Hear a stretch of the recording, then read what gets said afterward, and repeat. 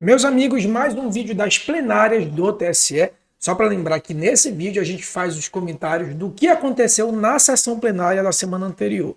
E em outro vídeo a gente faz o comentário dos acórdãos publicados. Então, nesse vídeo de hoje a gente não espera a publicação do acórdão e já comenta o que ocorreu de mais importante nas sessões do TSE. Primeiro entendimento importante sobre fraude à cota de gênero. Ainda que a votação da mulher não seja pífia, é possível a condenação por fraude à cota de gênero com base em outros elementos, tá? Entendimento aqui bastante controverso, né? Quem acompanha o canal já sabe quais são os elementos indiciários à fraude à cota de gênero, que é a votação pífia, né? A votação pífia, a prestação de contas padronizada e a ausência de atos de campanha. O que o TSE disse nesse julgamento aí bem caloroso? Que mesmo que a candidata tenha uma votação razoável, nesse caso aqui, inclusive a controvérsia, porque a candidata que teve menos votos teve 16 e a que teve mais votos foi 50. O que o TSE entendeu por uma maioria apertada?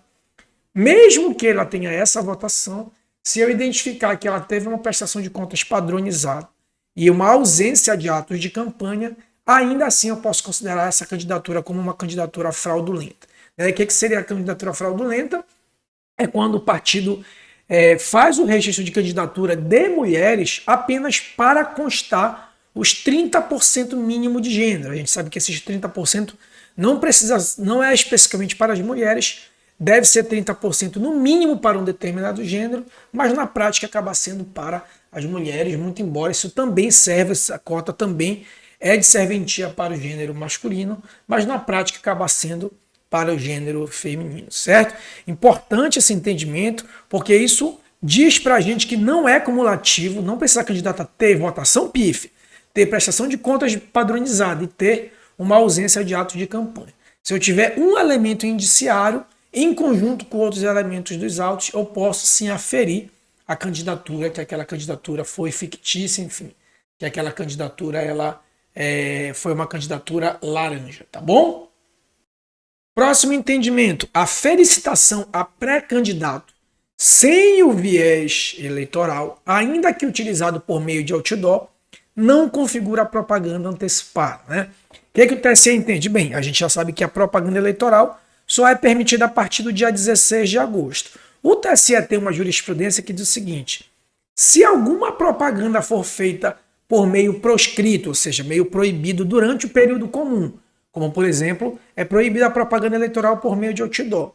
Se eu fizer uma pré-campanha, né, uma propaganda eleitoral antecipada, utilizando a forma proscrita, né, o que não seria basicamente uma propaganda antecipada, né, porque a forma proscrita já não entrei nessa questão.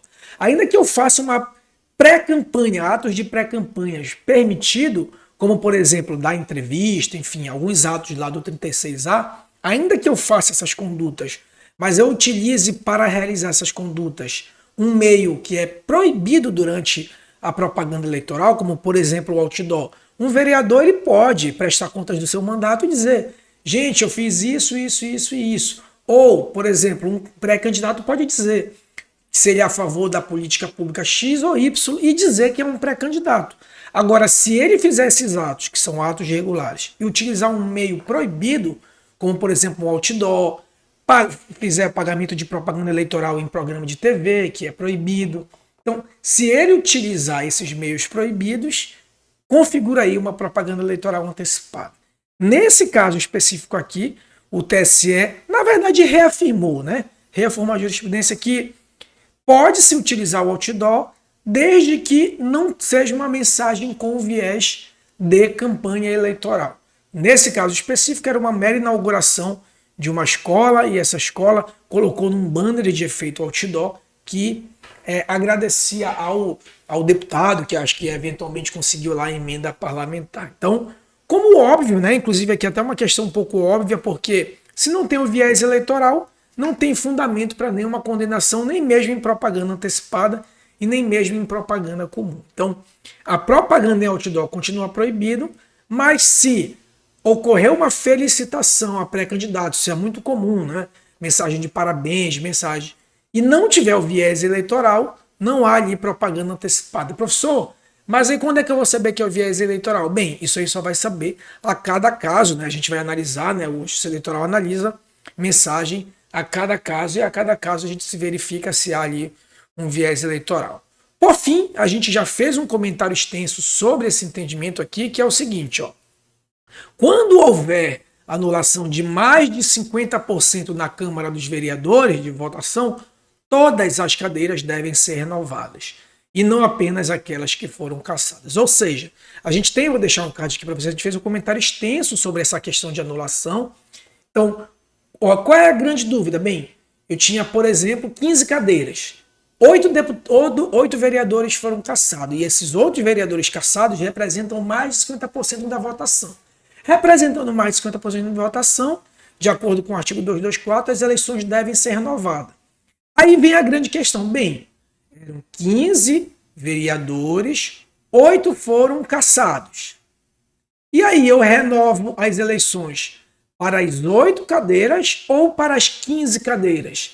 E aqueles 7 vereadores que nada tiveram a ver com a fraude. Bem, o TSE já havia respondido ontem, antes em sede liminar. Vou deixar o vídeo aqui que a gente fez a exaustão, né, analisou essa questão a exaustão, e confirmou agora no mérito que se a votação representar mais de 50%, todas as cadeiras devem ser renovadas e não apenas as 8 cadeiras. Ou seja, os 7 candidatos, entre aspas, inocentes, que conquistaram o seu mandato sem a fraude, né? Nesse caso aí foi a fraude à cota de gênero, também vão perder seu mandato por via reflexa, por força lá do artigo 224 da Constituição, do Código Eleitoral. Tá bom, meus amigos? Tranquilo? Então, com isso a gente resumiu aí os principais julgados da sessão plenária do TSE. Não se esqueça de se inscrever, curtir, comentar e compartilhar. Se quiser se aprofundar em direito eleitoral, eu vou deixar os links, 2 links aqui na descrição para você adquirir material de direito eleitoral, aulas de direito eleitoral.